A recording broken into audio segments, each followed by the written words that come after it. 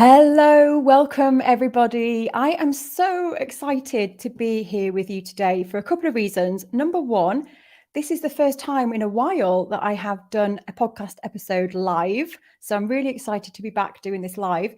Number two, I am joined with two very, very special guests. So a big, massive welcome to Leon Taylor and Sarah Griffiths. Woo! Thank you for joining me. So Leon is a mindset coach on the Headspace app. Some of you may have heard of the Headspace app.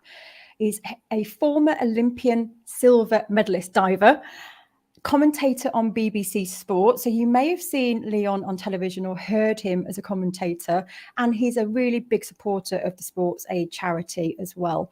Sarah is a great friend of mine. She's a children's book author, a storyteller, a writer, with a passion for celebrating each child's magnificent uniqueness.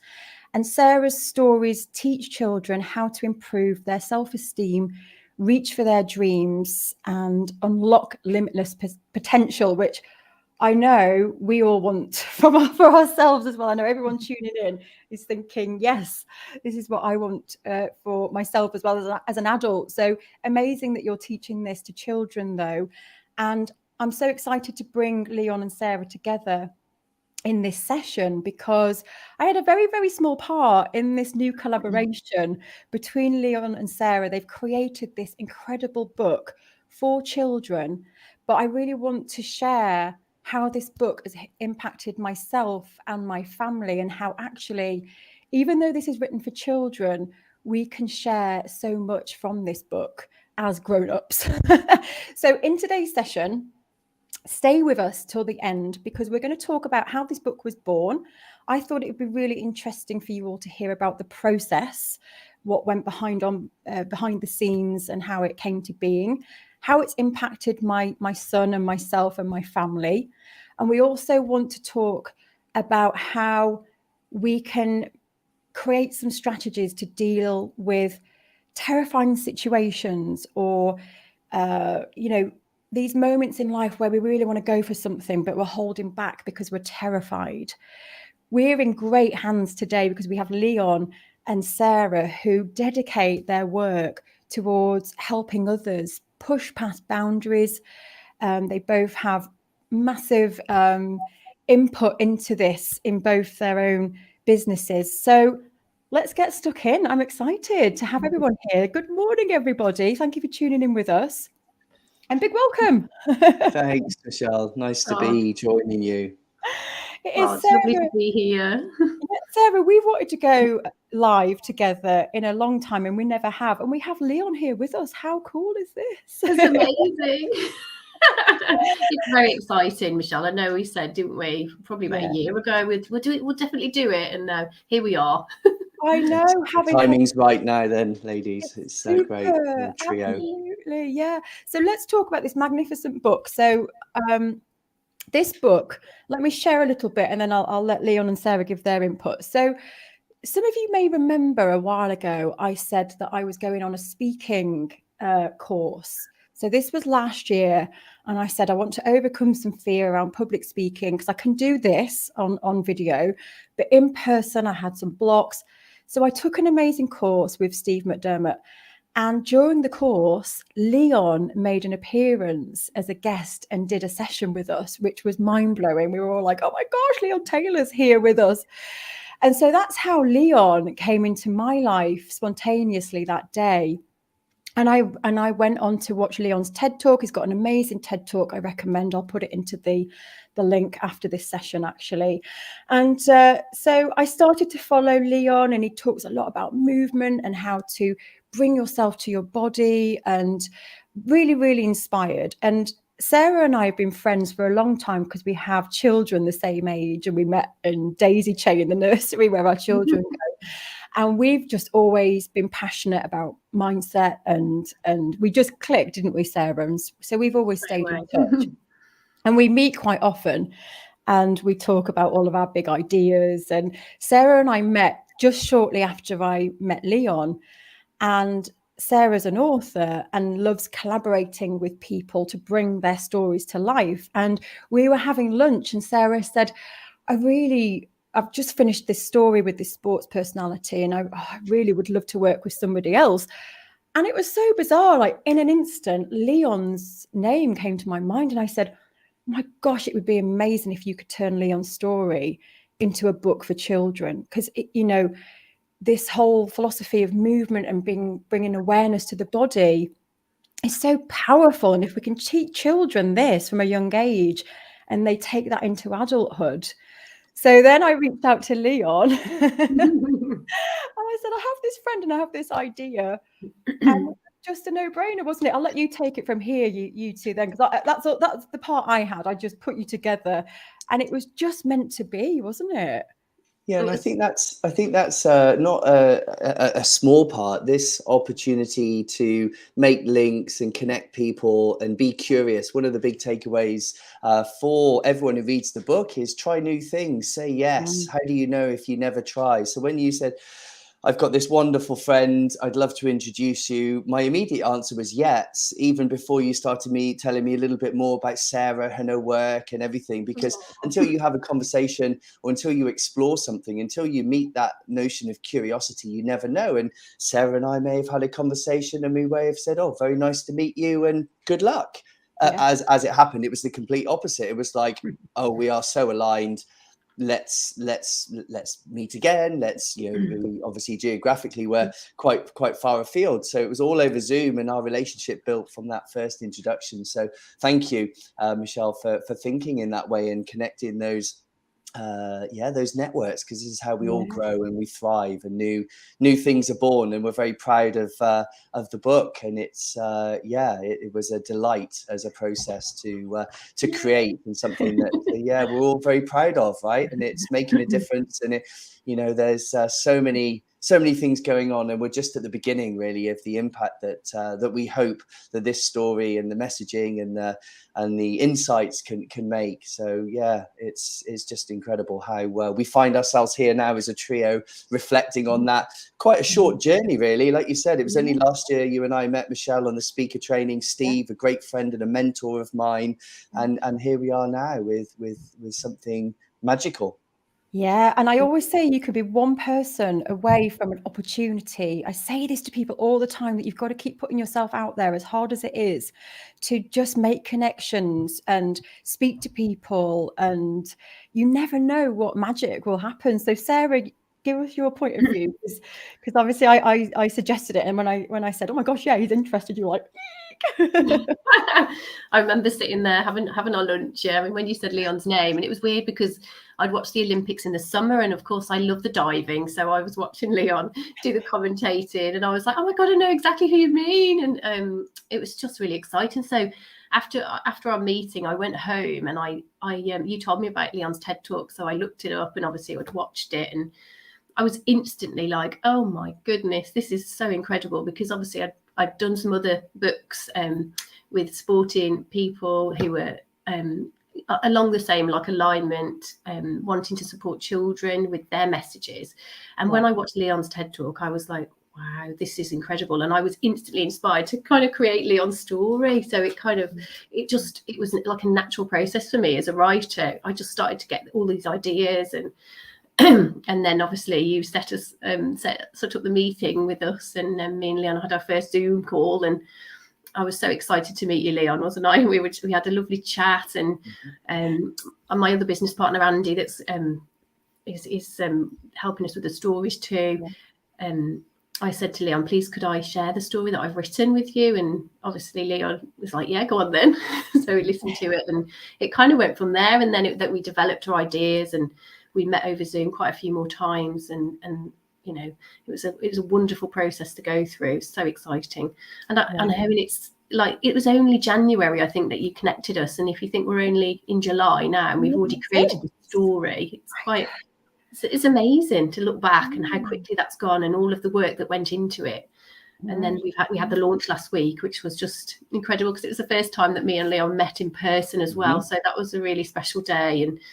And to get to share the event with Leon, to actually hold it together, to stand alongside each other, it was really powerful. And the children's faces, I mean, when Leon showed his most difficult dive, there was a moment where I just looked down, and I'd already shared the story, and there was this little boy, and he's probably only about 6, and he saw Leon do that dive, and his face was just like, oh wow, it was incredible. It was like, wow, it was a real like moment I won't forget. And it was just kind of all the magic of the story and everything, and the experience kind of came out. It was lovely. Yeah. So shall we talk a bit, because I think it'd be really helpful for people listening, because there's a lot of creative people here. And I think it'd be really interesting for people to just hear the process, because like you say, it's been a very, very short process. And I think it'll be really interesting for people to hear. And I'd love you all to take notes and really take this in, because the power of collaboration as artists and creative, sometimes we work solo and independently, and I think there's so much excitement and energy and spark when you collaborate with people. So let's talk about the process, because I think that'd be really helpful for people to hear. So I connected you both. You had a meeting together. Sarah, I know you wrote a story within about 3 hours, which was the first draft. Yeah. I've written a first draft already. So you were obviously very, very inspired by Leon's story. And so you created kind of that first draft outline. And then I'll let you take it from there. So let me share something, Michelle, because it was extraordinary for me, because of course it's a very new adventure for me, because I've written a book, but I've never worked with another author. And of course, Sarah is this incredible creative who has her own process, which I'm not going to say what it is because that's Sarah's. But from my experience, I didn't know what to expect. I thought maybe we would like have a talk and then she would ask me questions and things like that. But actually, Sarah had gone off and done so much research, my TED talk and everything, and created such an understanding of my story and what she saw and the messages she saw, that she created something so early in the process that it actually surprised and delighted me. So when Sarah, within the first 5 minutes of our relationship, almost, it wasn't quite like that, she shared this story in her unique style, the 4 lines, the paragraphs, the lovely sing-song way that the story is read, and how it was. And I was like, holy moly, how did you do that? Because when someone is so brilliant at what they do because of the hours and hours and hours of practice, you know, maybe someone watches me do the world's most difficult dive and goes, oh, right. And for me, I know how that works because I've done the 10,000 hours. And so for me to be on the other side and receive Sarah's wonderful creativity and be just blown away by it, and almost and moved as well in such a way where someone had taken the time and the care to make that time and investigation and bring it to life in her own unique style was quite incredible. It was really emotive for me. And because I didn't know what to expect, I was then, oh, okay, well, what do we do now? And Sarah was like, well, like, you know, let's work with this. And so what Sarah had created was amazing. And I was like, and then that was my chance to come in with some of the things that I'm passionate about, to share a few things more about my story that Sarah couldn't find on Google or my website or my TED talk, and add in some of the things that were really important to me, and how now, as a father of a 2-year-old, inspiring young children to improve their self-belief, to incorporate some of the tools that I've learned through my sporting journey, but to learn these at an early age and implement them to take on this crazy changeable world where there's high levels of challenge and anxiety and uncertainty, and thinking, how can I weave these into my story and go from there? So I thought it was going to be a lot slower, but it's like a rocket taking off, and found myself in this amazing collaboration where it moved so quickly, but without rushing. It wasn't like, oh, we've got to get it done. It was like, oh, here we are. And that was, I just wanted to share that experience before Sarah shares how she processes, because as a creative, she obviously has her way of approaching. But from my experience, it was just incredible and fast moving in such an exciting flow state. We talk about this in the time. That's kind of what it felt like. Our every time we connected, we were in this state of creative flow. And I just thank Sarah for that, because it's her brilliance. Oh, Leon, thank you so much. It's so lovely to hear that's how it, you know, that it had that impact on you, and I think that's how I felt when I watched your TED talk. It was like all of those years and that hard work, and I wanted to put that into your story about how amazing your story is, and how to be able to put that into a book for children. I think, you know, it's just it's an absolute joy for me as a children's author. I think, you know, what an amazing thing to share with young children. Yeah, so once me and Leon had our first chat, and he told me about the story and what he wanted to change, and I asked him different questions about what were the key things that were really important for him to come through in the story, and I loved when he shared about how he did the dive. It was that part where, you know, he visualizes himself diving first, and then it was like you say that your mind clears, and then you smile, you say that word believe, and then you just go and you can do it. And I was like, that is so powerful to know that process that you go through as a diver to reach, you know, to gain that Olympic medal, like how you've got to that point. And I thought, if you can share that with a child. So what I did do was I obviously wrote it all down, took time to process it all, and I practiced my own meditation and visualization at home. And it was weird how, like you said, it was a real flow state. So it felt like that for me as well. Like I was doing a course at the time, and it was there was lots of different meditation practices. And I remember doing this meditation practice the one day, and this lady said, I breathe in love, I release pain. And it was like, just after that session, I sat there, and because I was not struggling, but I couldn't come up with the main part where Leon has I hadn't given the book a name. And I sat there, I remember sitting next to my daughter, and she was watching TV, and I was just kind of reflecting on my meditation. And I went, oh my goodness, I know I know what the book is. It's a mantra. It's Leon's Magic Mantra. And it was like and then I was like, I know exactly what I need to do now. I know exactly what I need to do. So that process of me going through the meditation myself made me realize this is what Leon does. This is how he does it. He breathes in belief, and he's releasing that fear. And it was wonderful kind of how the ideas came together for me. And then as a creative, I get so inspired by that feeling that I have to go and write it down. And like my husband will be like, well, it's tea time. And I'm like, no, drop everything. I've got to do it right now. My daughter's like, mommy. I'm like, can you just sit here for a minute? I've got to do it. And like it comes very, very quickly when I'm in that state, when it's that complete alignment with the excitement, the passion, and the process is all coming together. So that all came pretty quickly then. And then obviously got back to Leon and shared it with him.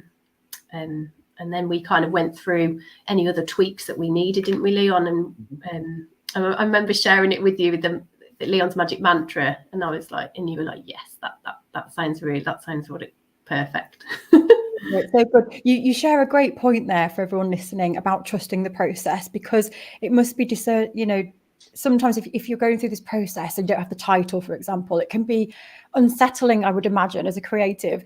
And you share such a good point about allowing that space and allowing it to come when it's ready, and it comes, rather than fretting, going, oh, I don't have a title yet, because it can be easy to fall into that state when you're in the creative process. So I think that's such a great reminder for everyone to trust the process and allow that space.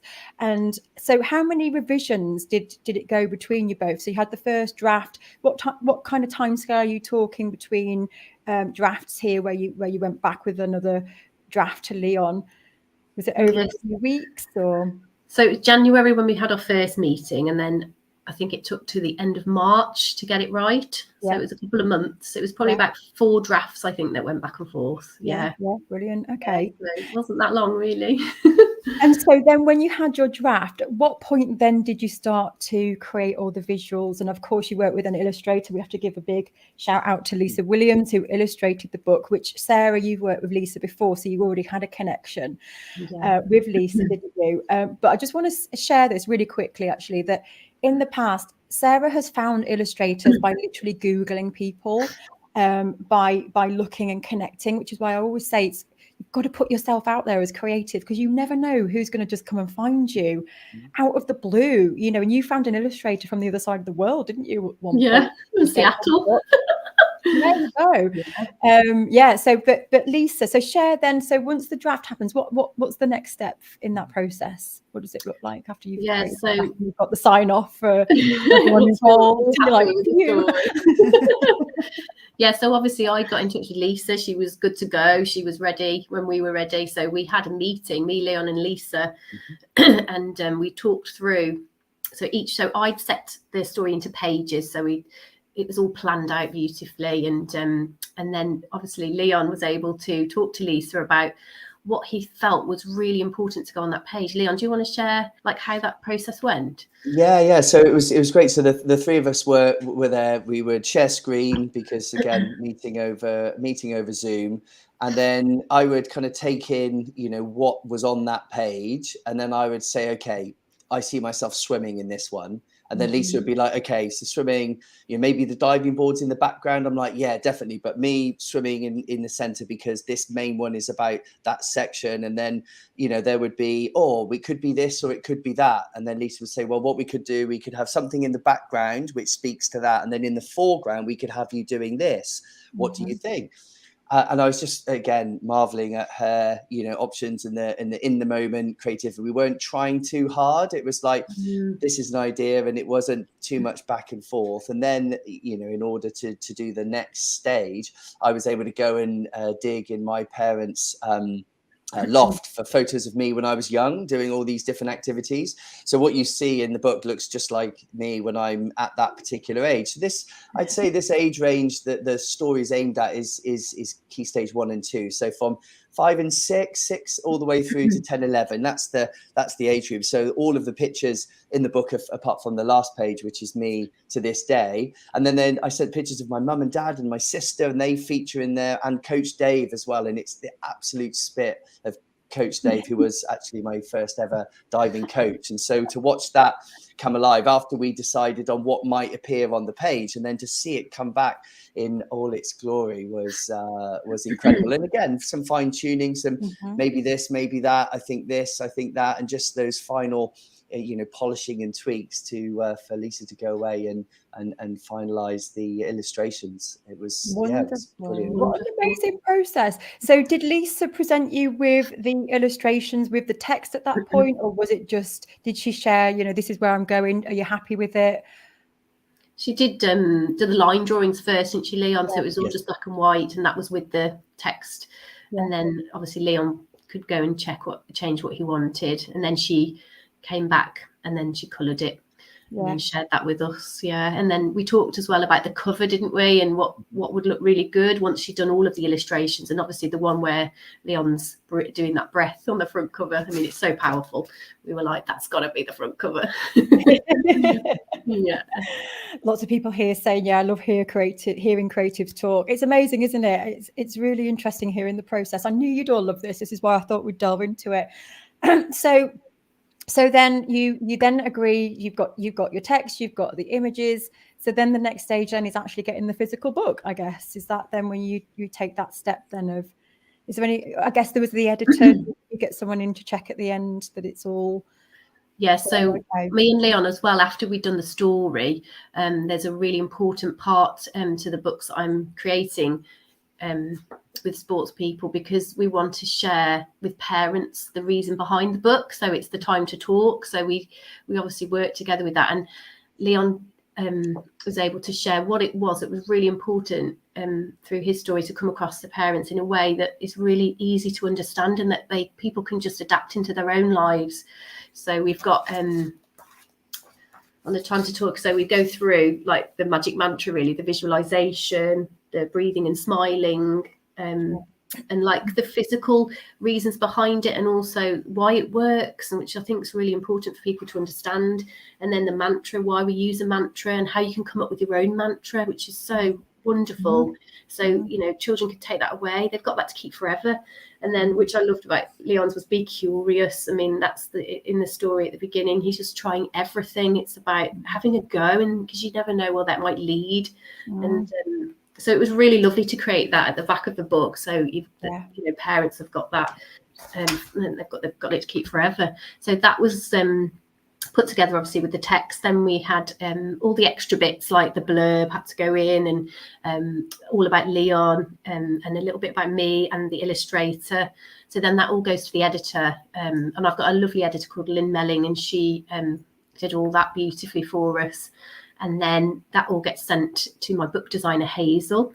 Hazel Alamany, and she was able to create then the front cover. So she works with all of the different text, and she was able to share different titles that we might like to use, and colours, and so it's really exciting when you can see it all coming together, and you can see the front cover. When I was able to share it with Leon, I was like, this is the cover. Because then you start to see it manifesting, and you're like, oh my gosh, this is really happening. This is real.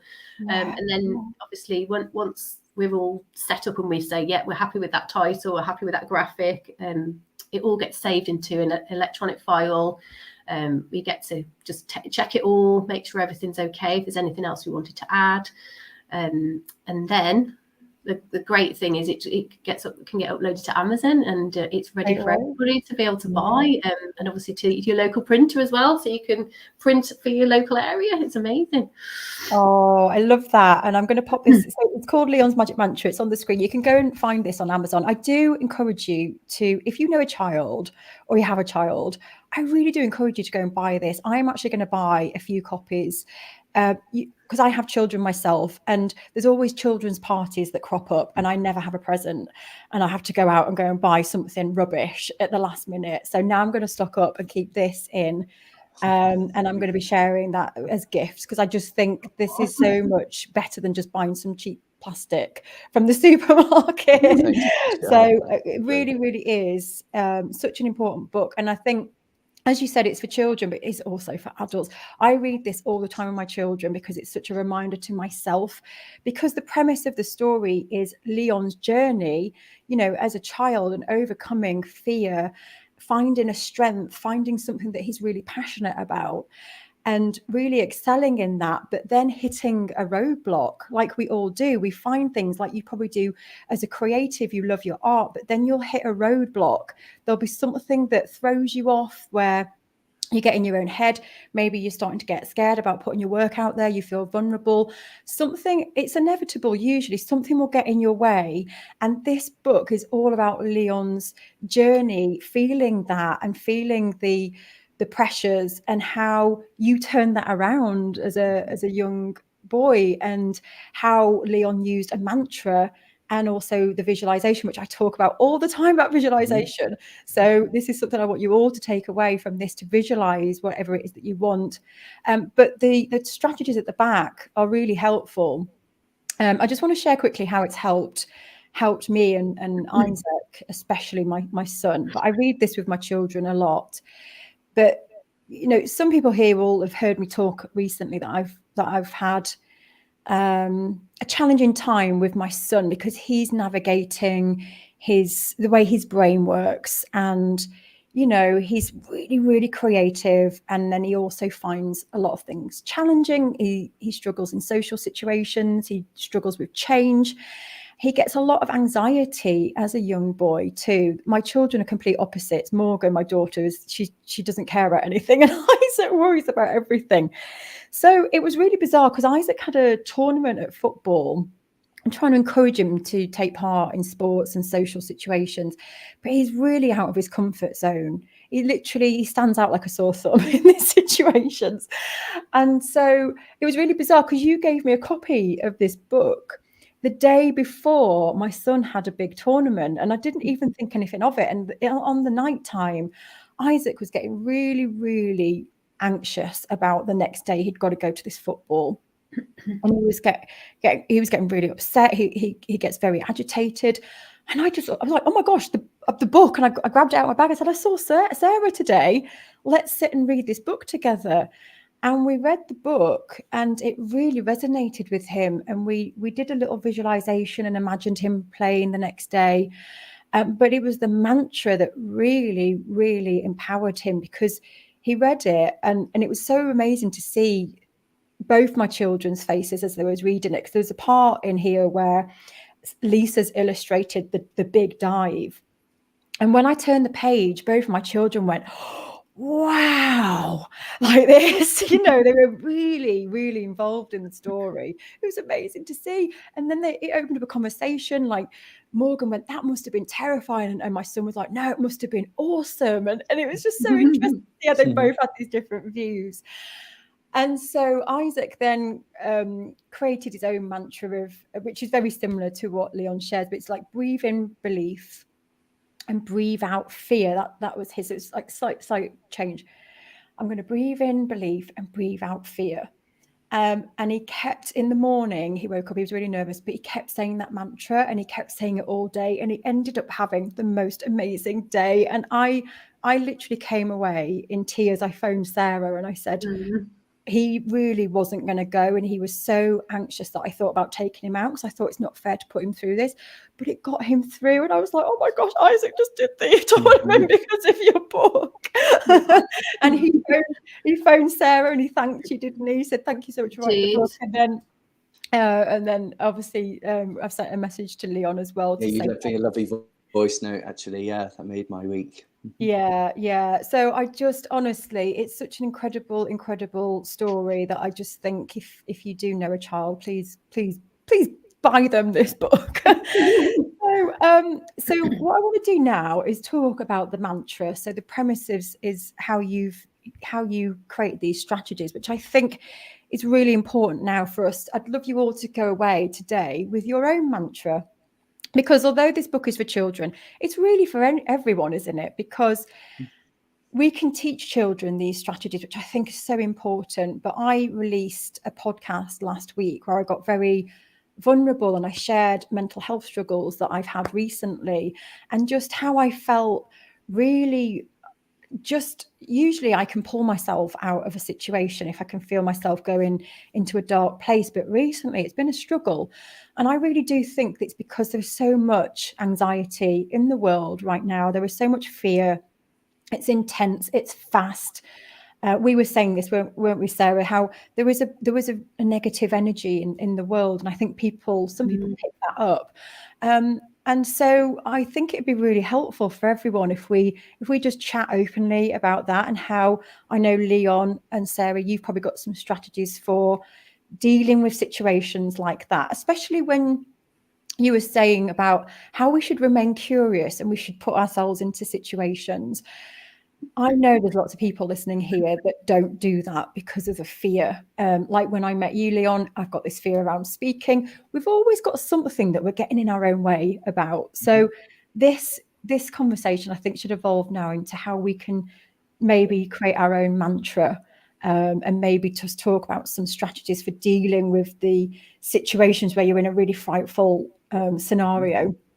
So I'll hand it over to you two. How should we do this? Should we start with a lots of people here saying a magic mantra, yes. Yeah, so, I think I'd like to speak to this because I spend my life fascinated by what's going on in our experience. And I talk about this in my TED talk, as you both know, we spend too much time stuck in our heads. Because we think is the solution to all our problems, but thinking often makes our problems seem worse, especially when we get stuck in overthinking.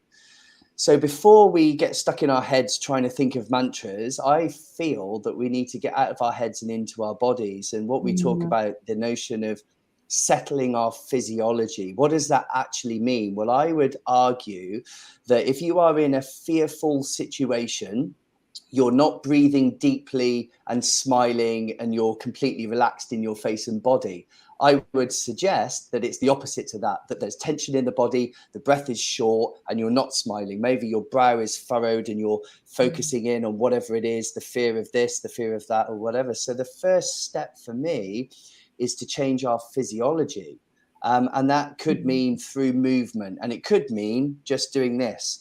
Expanding the body creates a massive cascade of change throughout our physiology where our neurochemicals start to change. Yeah, exactly. So if we firstly tune in awareness wise, it's almost like, okay, so I'm in my head and I'm fearing this situation. It might not have even happened yet. It might be my imagination, or I might be about to step through a door into a context where the fear resides.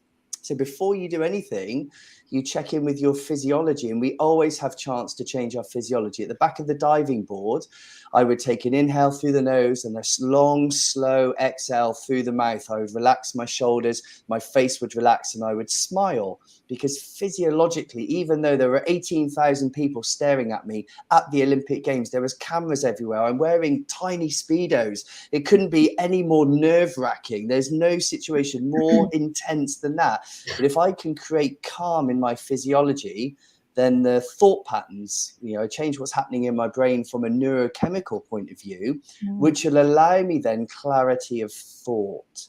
And on the back of the diving board, it's no thinking, because if you're thinking, you're getting in your own way.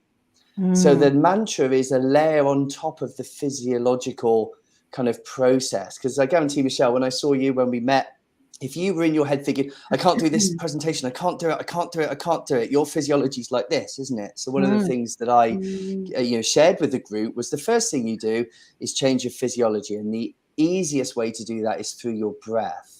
And if you are breathing slowly, smoothly, I love nasal breathing. The reason I love nasal breathing is because physiologically, it's so much better for us. It heats, humidifies, and filters the air. It goes down more slowly. You can use your diaphragm to expand the belly. You breathe deeply, lowers your blood pressure, calms your nervous system, changes your brain waves.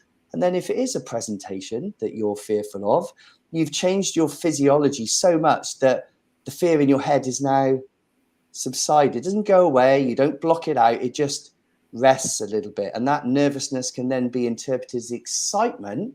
And then you tell your story to the crowd with a smile, because you can't smile and be fearful at the same time. You can do this, right? So there is a genuine smile. When you're happy, it's impossible for fear to reside in your system. When you're coming from a place of love, it's impossible to feel fear. So if we can play with our physiology in a way, it just gives us the freedom to be more resourceful.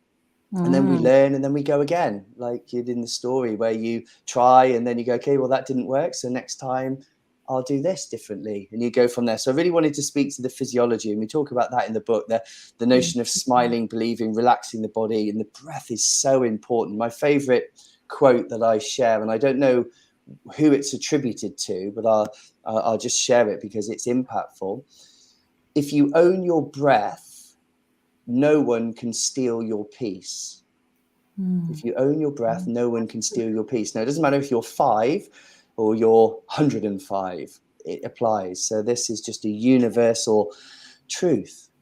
If we can maintain that calmness of breath, then it gives us a chance to be more resourceful. And that's all we're asking for in this world of uncertainty and change and challenge.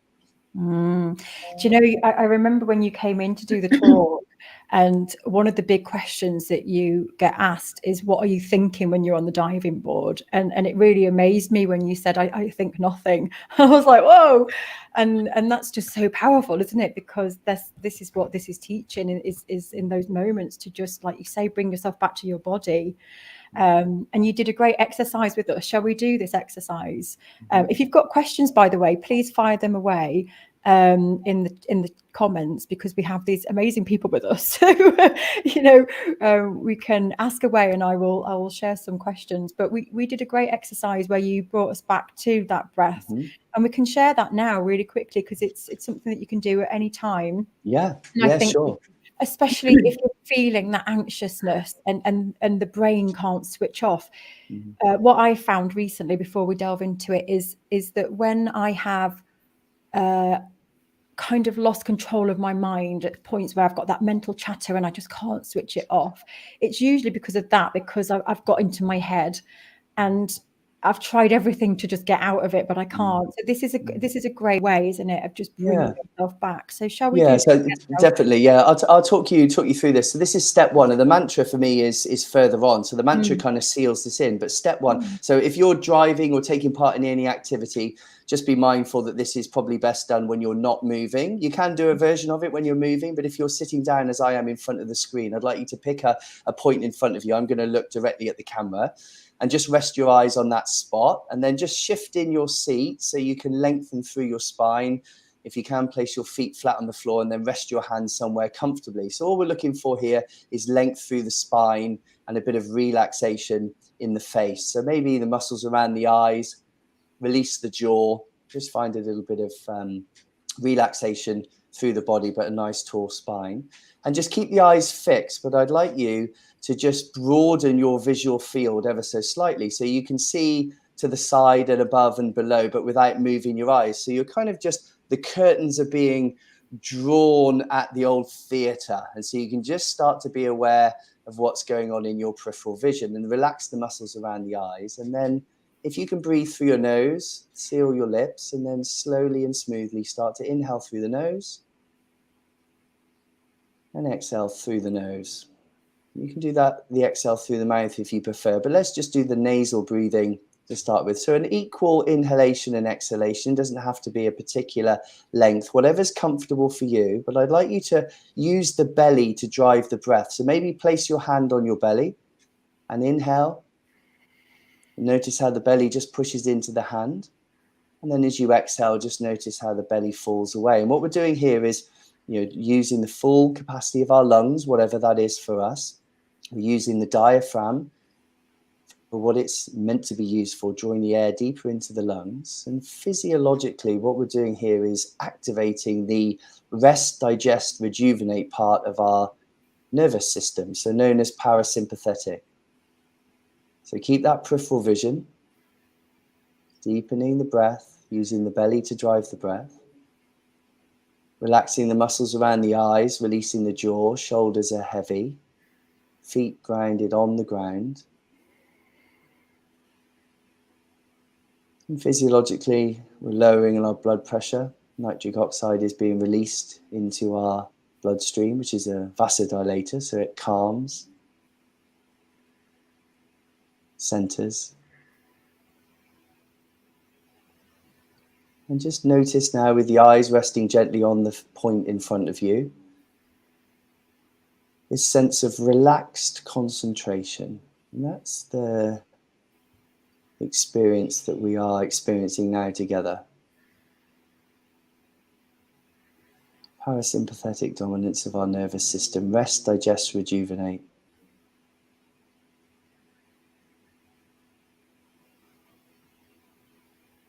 And I invite you to take this feeling you've cultivated with you now into the rest of our conversation and into the rest of your day, whatever is ahead of you. And just notice that was only 2 minutes and you've changed your physiology. There was no thinking, there was no motivational presentation going on. That was just physiological changes. And notice your calmness, relaxed concentration. Okay, whenever you're ready, have a little bit of a move and a stretch. Look away from the screen. Yes. Thank you. How amazing. 2 minutes. Yeah. Wow. And I think for me, having a safety net and adding that to your safety net, I like to have a list somewhere digitally, or sometimes I have it printed out on a Post-it note of things that can get me out of my head. Sometimes it's music, sometimes it's walk, and this is great. So I'm going to add this to my list, and I encourage you to have that list as well, because sometimes when you're in it, you can't think of what you can do to get out of it because you're in your head. So if you, at least if you know that you can go to your safety net and grab the thing off the wall and go, right, I need to do Leon's breathing exercise. I think what's really great about that is the focal point as well, because I focus on my breath, but I've never done it with the focal. I needed a reminder after you taught us that last year, but I forgot about the focal part. So thank you for that. Yeah. And then I'd love Sarah to take over. So for me, so we're looking at Leon's magic mantra. The mantra seals this in. So what I've invited everyone to do there is settle themselves down, just using everything that's available to them, what they can see and their breath, right? So physiologically you've settled. And now, how do you seal that in? So for me, at the Olympic Games, at the back of the diving board, I would kind of do that, but it would be on an inhale and one exhale, because it had been a fine-tuned scale. So I wouldn't be there for 2 minutes, but I'd fine-tuned it to an inhale, exhale. So I would immediately go into almost a trance-like state. And then I would seal it in with Leon's diving mantra, which was smile and believe. And then I'd walk to the end of the diving board, thinking about nothing, perform the world's most difficult dive alongside someone else, 1.5 seconds, hit the water at 35 miles an hour, and be able to perform in that intense pressure. But the process was the same each time. But for me, the mantra sealed it in. So the mantra alone is very helpful, but Yeah. step one is settle out of your head into your body, settle yourself down, breath and smiling, big smile. Yeah. Okay? Yeah. And then what do you need to say to yourself? And this is where we're going now with the option of the mantra. Short and sweet is better, but it doesn't have to be. There's no restrictions. Be creative, fine tune it, change it, tweak it. You know, the youngsters at the Hadley Looney community were coming up, weren't they, Sarah, and telling us their mantras, and they were just like so cool. They just kind of made them up. They were similar but different to the one in the book, but they were the same. It was almost like that sealing in of calmness, of ability to relax and concentrate at the same time. It was amazing. And I think that was it. It was the excitement on their faces, Leon, that they knew that they could use this and they could go forward with this. And there was a little boy, and he must have only been about 8. And he said, "Can I share my mantra, Sarah? Can I share my mantra?" And I was like, "Of course you can." And it's the way he said it with such conviction. And he went, "I breathe in strength and I release pain." And I was just like, wow. And his teacher looked at me and she was like, wow. Yeah. Like, because the mantra then becomes your trigger, doesn't it, for the brain of getting you back into that moment. And someone says here, it sounds simple, but the thing is, I think with this, you don't just do it once. It's training your brain, and the more you do this, the more you can then control your brain. Would you both say it's a practice over a period of time, isn't it, where you can then use that mantra? And the mantra, like Leon said, it's, you know, I guess you put hours and hours of training and visualizing and working on this breath so that you can get on that board, and in an instant, because your brain is trained basically with that mantra, it gets you in the zone. So it's definitely a practice over time, and Leon shares that in the book, that, you know, it isn't easy. You have to put in the work, but amazing magical things can happen when you do put in the work. So Sarah, do you have anything to add? Because we were talking, if you've got a safety net and some things. I think I mean, it's linked to the story as well. I mean, I've written 9 stories now for children, and one of the ones that's really powerful that I go in and share workshops is Finding Stones for Grandma. And this is a story all about a little girl who's really struggling because she's finding things difficult at school. She's worrying about things and she's having nightmares. And it's about that practice of visualization together with meditation, and how that can really just impact your life in such a positive way. And in this story, it's like her grandma is her teacher, and she's really panicking before she goes to sleep, and she just gets her to lie down. And it's just like Leon's talking about the breath. She gets her to listen to her breath first, and to calm down, to be aware of the breath, and to feel her face relax. And she talks her through the process. And obviously this is written for children, so it's in a way that they can understand. And she relaxes her whole body, and it's almost like she sees herself on this cloud and she's just floating through the sky. But she gets her to visualize herself in a beautiful place that somewhere really special to her. So it could be a beach, wherever that is for your child or for yourself. And she asks her to find stones for grandma. So it's almost like a bit of a metaphor. It's going to find something that means something to you. So it could be some stones off a beach, could be shells, could be crystals, could be an Olympic medal, could be anything you want. But it's just having that practice of holding something in your hand. You can physically have that with you when you're doing it. And then that emotion that's created in the visualization of being in that special place and having those happy memories is kind of held in that object.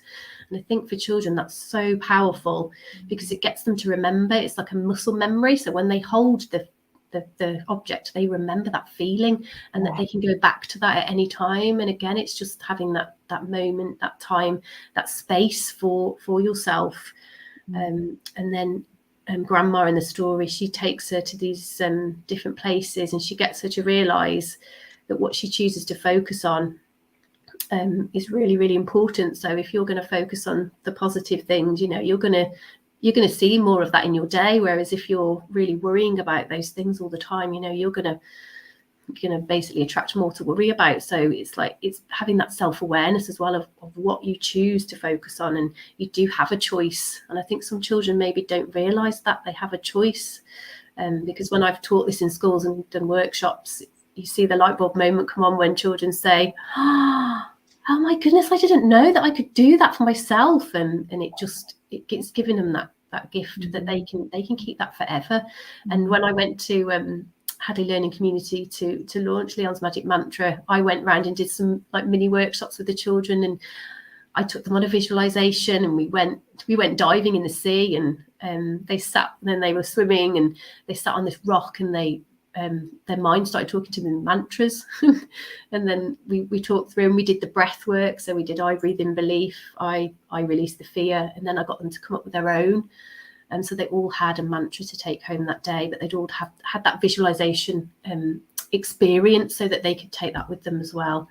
So that's really what I find. If I do that at the beginning of the day, it's very powerful, and I notice such a difference in my day. And also you can do it before you go to bed as well, just to calm and to reflect on your day.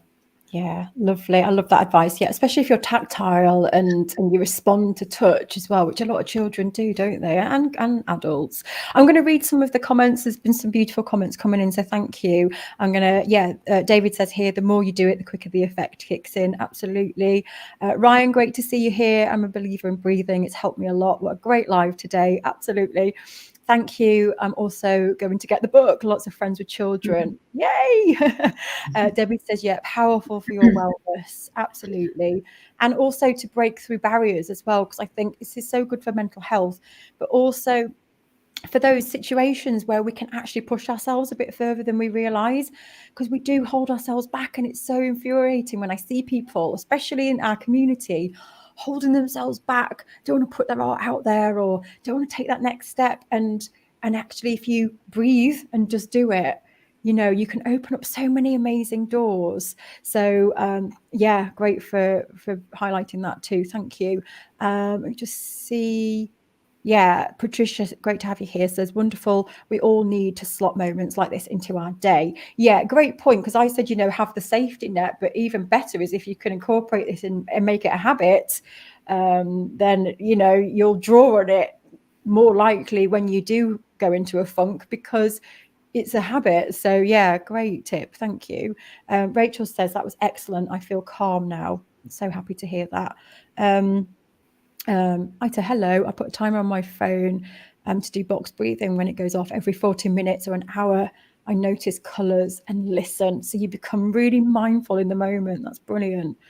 I have put a link inside the comments. If you're watching the replay, there will be a link in the show notes if you want to go and buy the book.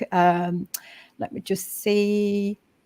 Yeah, owning your breath. Isn't that amazing? Yeah, owning your breath. I've hearing so many times recently about using the breath to calm anxiety. Yeah, well, like Leon shares, I think it's the quickest, fastest way to do it. Let me see. I'm painting a commission whilst listening, and Leon's advice is helping me in real time. Brilliant. This was a good one. Dipali, hello.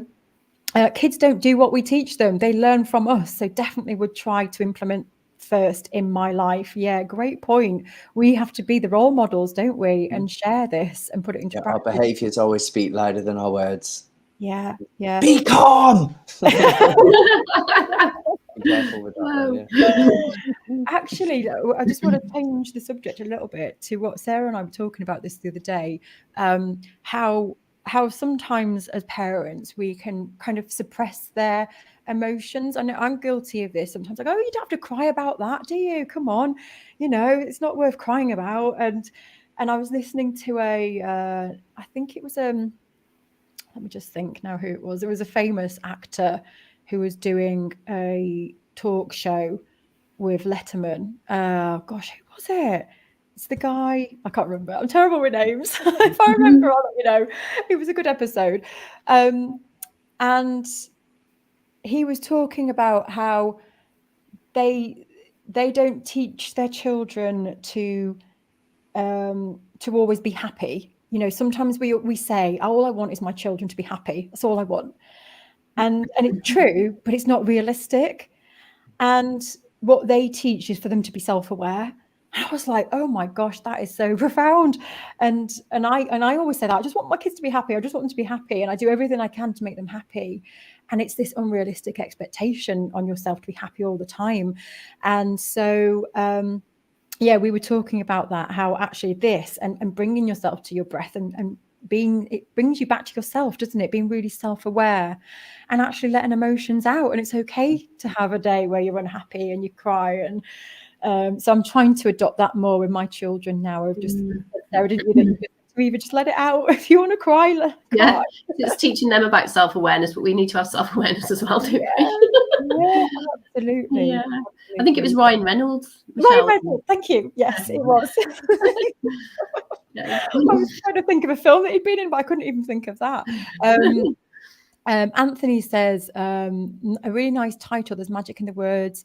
Words make doors open. Very complex person here. I was looking at sharing an unbelievable story to put into a book to help my family. It's so unreal. It would make a blockbuster film. I'm not a writer, but I have millions of unreal stories, many I do not wish to share yet, but would blow people's mind if they heard them. Any advice on who I would go to get this story out of me? So I guess, Anthony, I'll open this up to the others, but for me, I think it's starting with that intention, and maybe starting with one of the stories that you'd like to share, and planting the seed. For me, when I have an idea, I kind of just plant the seed of, wouldn't it be amazing to get this story out into the world? And then what I tend to do then is I'll tell people about it. Like, I have this story and I'd really, like you are with us now, but I'd choose one of the stories, because if you've got lots, just maybe choose one and say, I've got this story I'd really like to share. It's about this, and tell someone else and tell someone else and plant the seed. And then what usually happens is someone might say, oh gosh, I know so-and-so, you should go and speak to this person. Or I know someone that's done that, Sarah here, maybe you should ask Sarah for some advice. So that's how, for me, the ball starts rolling, and then you end up meeting someone, or strange occurrences happen where someone will come into your life and you think, wow, that was so coincidental, but it's not. You set the intention. So that would be my advice. How, Sarah, Leon, have you got any advice on this?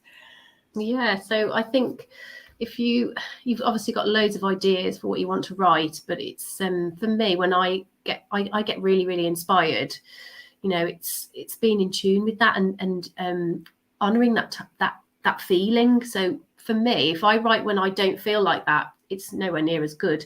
So I think it's being aware of that in your body, how that makes you feel, and getting excited, like Michelle said, talking to people about it. That will build up your passion and your excitement for what you want to do. And I listen a lot to Wayne Dyer. Now he's died now, and he's a famous author and a doctor. And he always says, if you have this intention of what you want to do, maybe see it, like you said, it's like it's already completed. He would see his books completed. He would actually get the cover of the book completed with the titles all on before he'd even written it. I love that idea. I'm like, so it's already, you can already see it in your imagination. It's that visualization again, isn't it? Mm-hmm. And just doing a little bit each day when you feel inspired, and then you before you know it, you've completed it. Yeah. Leon, do you have anything to add on this? When you Yeah, I mean, it's your story to tell, so start to create it, write it down, capture it however, whether it's on notes or videoing yourself, and just start to get it down there. And then you can work with it, whether that might be with someone else, with yourself, and just start. Yeah, wonderful. There's some great advice here from Julie. This is a great idea. Shout out to Leon, featuring on CBeebies bedtime story. How amazing! That'd be amazing. We've got to put you forward for that. Yes. We'll do like a poll and push that forward. We've got to start wrapping up. I could literally talk for another hour with our beautiful guest today, but we have to start wrapping up. So what I'm going to do is share links. Do you know if this is for sale in Australia? I know it's on Amazon. If you go and search Leon's Magic Mantra on Amazon, you'll be able to find the link. I have put the link, but it's to the UK site. So if you are overseas, Google it. People can buy it from overseas, can't they? Yeah. I think so. Yeah, just double check it. Yeah. So yeah, go and Google that on Amazon. Also, I'm just going to put Sarah's link here because Sarah is an author. Sarah, where could people find you? You're on social media. I'm going to put your website on now. So you can go and look at Sarah's website for more stories. Yeah, I'm on Facebook. I'm on Twitter and Instagram as well, just under Sarah Griffiths Author. And Leon, you're on social media too, aren't you? So people could, obviously you're in many places. Tell us where you are. Yeah, so I do use social media, but I'm not a big frequent user, if you will. But yeah, my website is a good shop window. You can find out a little bit more about me and contact me through there. LinkedIn is also quite a good one as well. And you've got a retreat, haven't you, in October? Tell us about that really quickly. I'm going to put the link. So Mindset and Movement. That's something I created during the lockdowns. I was delivering it over Zoom. It's a combination of mindset coaching and movement. I'm a yoga teacher for over 10 years now, and I've put this something for health, happiness, and performance together. And I get the joy of running that as a retreat in October in Portugal, a beautiful location. So I'm pretty excited about that. So anyone who feels like they need a break, but a very much a health and fitness orientated break, then that could be something you're interested in. So yeah, so wonderful. I might have to check that out. With me, Sarah, we could go. Someone says she's purchased from America 5 minutes ago, so you must be able to purchase from worldwide. Yeah, absolutely. Oh my goodness, thank you so much to everyone who's tuned in live. For those who are watching the replay, you'll find all the links underneath in the show notes to everything that we've discussed today.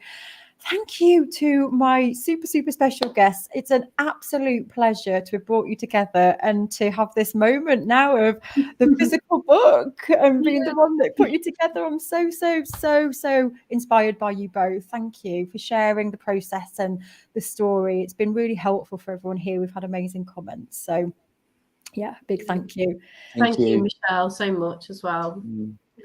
No problem. Well, take care, everybody. I hope you have a wonderful, wonderful week. And always come back to this podcast episode and listen to that breathing exercise again in the future if you need it. So take care, everyone. Bye-bye. Bye. Bye.